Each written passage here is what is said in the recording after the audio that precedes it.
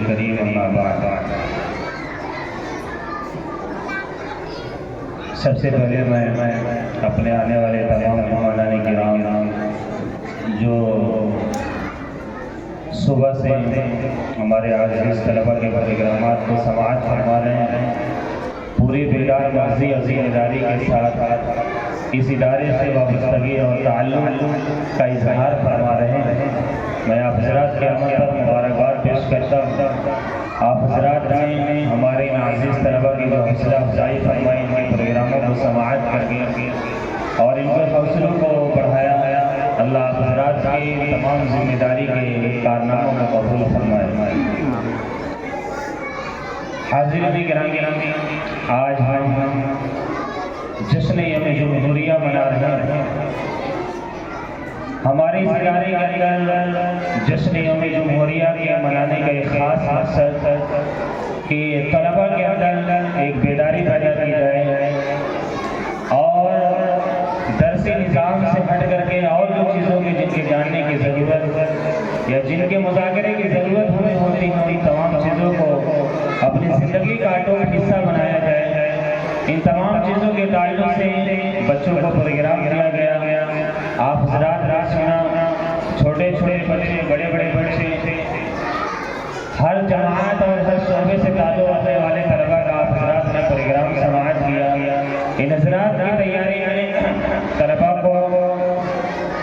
اس ماحول میں لانے اور ڈھالنے میں یقیناً اساتذہ کرام کی محنت ہے، اور ان لوگوں نے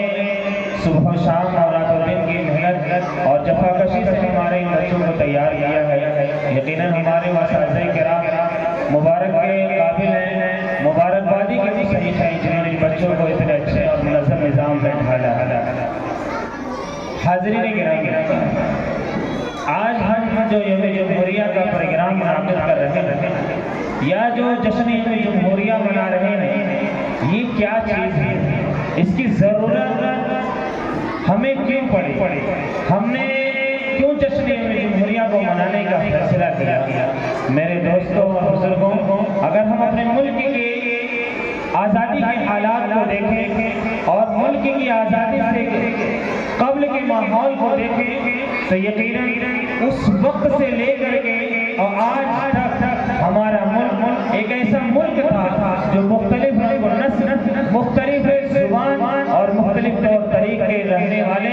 اور مختلف طور طریقے سے اپنی زندگی گزارنے والے افراد اس ملک کی دھرتی کے اندر بسا کرتے تھے۔ جب ہمارا ملک آزاد تھا، آزادی سے قبل انگریزوں کا لا اور قانون اس ملک کے اندر نافذ تھا، لیکن جب ہمارے بڑوں نے، ہمارے اکابرین نے، ہمارے بزرگوں نے اپنی تمام تر جد و جہد اور تمام تر مشکل حالات کا سامنا کر کے اس وطن عزیز کو انگریزوں کے شکنجے سے آزاد کرایا، تب ضرورت ہوئی ایک ایسے لا اور قانون کی، ایک ایسے کانسٹیٹیوشن کی، ایک ایسے سمویدھان کی جس کے تحت رہ کر کے اس ملک کے سارے باشندے اور اس ملک میں بسنے والے سارے لوگ اپنے مذہب کے مطابق، اپنے رسم و رواج کے مطابق، اپنی ذات اور برادری اور اپنے نسل کے مطابق پوری آزادی کے ساتھ اپنی زندگی کو گزار سکے۔ میرے دوستوں اور بزرگوں، جب یہ ملک آزاد ہوا 15 اگست 1947 کے اندر،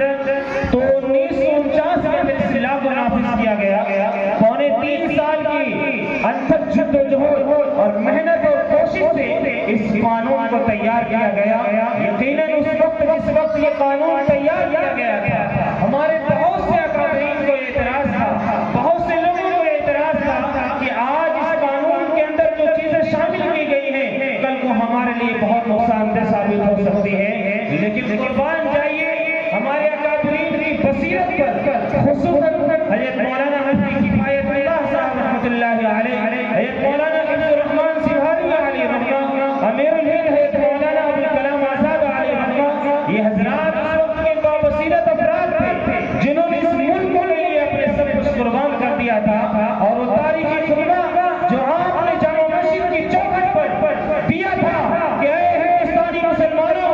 جس چیز کو چھوڑ کر کے تم یہاں سے جا رہے ہو، جس چیز کا نام تم ہجرت دے رہے ہو، یہ بزدلی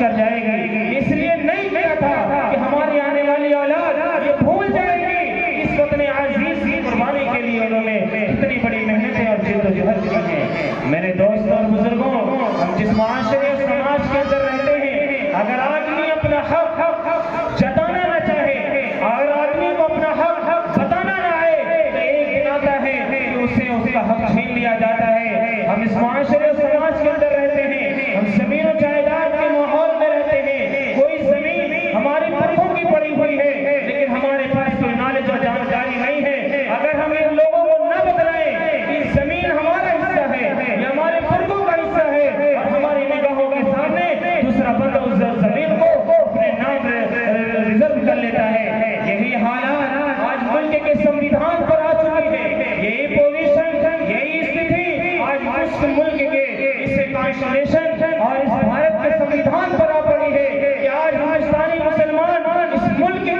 اندر جو قانون نافذ ہے، یہ جو ہمارا قانون ہے، اس قانون کو فراموش کر چکی ہے. اسے نہیں معلوم اس قانون کے اندر ہمیں کیا آزادی دی گئی تھی، اسے نہیں معلوم اس کے اندر ہمیں کیسی زندگی گزارنے کا طور طریقہ دیا گیا تھا. میرے دوستوں اور بزرگوں، اس قانون کے بنانے میں ہمارے اکابرین نے، بالخصوص ہمارے مسلم اکابرین نے، علماء دیوبند نے، جمعیت علماء کے اکابرین نے آج جد و جہد اور کوشش کی ہے. اس قانون کو پڑھنے کی ضرورت ہے، سمجھنے کی ضرورت ہے. یہی وہ قانون ہے جس قانون میں مختلف رنگ و نسل کے لوگوں کو، مختلف زبان کے لوگوں کو ایک لڑی کے اندر پھرنے کا موقع دیا. مختلف شکل و صورت کے لوگوں کو ایک قانون کے تحت، ایک لا کے تحت اور ایک سمویدھان کے تحت اپنی زندگی کو گزارنے کا موقع دیا. میرے دوستو، یہ قانون جس طریقے سے اس ملک کے اندر رہنے والے غیر مسلموں کو پوری آزادی کا حق دیتا ہے، انہیں اپنے مذہب پر چلنے کا پورا ادھیکار ملتا ہے، وہی قانون، وہی پورا سمویدھان، یہ قانون بھی ہمیں کہتا ہے کہ مسلمان اس ملک کی آزاد قوم ہے. مسلمان اس ملک کے کرائے دار نہیں ہیں، بلکہ اس ملک کے ٹھیکے دار ہیں. مسلمانوں نے اس ملک کو آزاد کرایا ہے اور مسلمانوں نے اس ملک کی آزادی میں اپنی قربانیاں دی ہے. یہ قانون ہمیں اس کا ادھیکار دیتا ہے کہ یہ زمین جتنی تمہاری ہے اتنی ہماری ہے. یہ زمین جتنی اس ملک کے ایک ادنا انسان کی ہے اتنی ہماری ہے. میرے دوستوں اور بزرگوں، آج وقت آ چکا ہے اس بات کو برسر پیکار بیان کیا جائے کہ ہمیں اپنے ملک کے قانون کی سرکشا کرنی پڑے گی، اپنے جمہوری ملک کے اس جمہوری اقدار کو بچانا پڑے گا. اگر ہم اپنے جمہوری اور سیکولرزم کو بچانے کی کوشش نہیں کریں گے، میرے دوستوں اور بزرگوں، آج جو آزادی کے ساتھ ہم اپنی دینی مدد سے چلا رہے ہیں، اپنی مساجد میں عبادت کو انجام دے رہے ہیں، مسلمان کھلے بہار اپنی آزادی کی زندگی گزار رہے ہیں، وہ وقت آئے گا انہیں سانس لینے کی اجازت لینی پڑے گی، انہیں سجدہ کرنے کی اجازت لینی پڑے گی. میرے دوستوں اور بزرگوں، اگر ہم آزادی کے تمام حقدار کو اور ایک بات کہتا چلوں کہ اس ملک میں ہم آئے نہیں ہیں، اس ملک کو ہم نے بچایا ہے، اس ملک کو ہم نے بنایا ہے. آپ ہماری تاریخ کو دیکھ لیجیے، آپ ہماری ہسٹری کو دیکھ لیجیے. آپ اگر دیکھیں گے ہماری تاریخ کو، ہمارے پروجوں کی تاریخ کو، سب سے پہلا انسان اس روئے زمین کے اندر جو آیا ہے، سب سے پہلا ویکتی جس دھرتی کے اندر اتر ہوا ہے، وہ تھے سیدنا آدم علیہ السلام. وہ اللہ کے پہلے پیغمبر تھے، پہلے میسنجر تھے، پہلے نبی تھے، اور اللہ نے انسانوں میں سب سے پہلا فرد اس روئے زمین کے اندر بھیجا تھا. وہ ایک نبی کے ماننے والے، وہ ایک نبی تھے، وہ ایک اللہ کو ماننے والے تھے. ہم سب انہی کی اولاد ہیں، اس لیے ہمیں آدمی کہا جاتا ہے کہ ہم آدم کی اولاد ہیں. میرے دوستوں اور بزرگوں، یہ ملک جتنا اس ملک میں بسنے والے عیسائیوں کا ہے، مشرکوں کا ہے، منافقوں کا ہے، کافروں کا ہے، اتنا ہی ملک یہ ہم مسلمانوں کا ہے. لیکن میرے دوستوں اور بزرگوں، اس حق کو بتانے کی ضرورت ہے، اس حق کو سمجھانے کی ضرورت ہے کہ مسلمانوں، مایوس ہونے کی ضرورت نہیں ہے، تمہیں گھبرانے کی ضرورت نہیں ہے. وقت آئے گا جس طریقے سے ہمارے مردوں نے اس ملک کو آزاد کرانے کے لیے اپنی قربانیاں دی تھی، وہ انہی مدرسوں سے، انہی چار دیواریوں سے، انہی ٹولی چٹائی سے اٹھ کر کے نکلے تھے. اور وہ وقت آئے گا اپنے ملک کی حفاظت کے لیے، اپنے ملک کے پروٹیکشن کے لیے، اس کی سرکشا کے لیے، اس کی حفاظت کے لیے اس تاریخ کو انشاءاللہ دوبارہ پھر دہرائے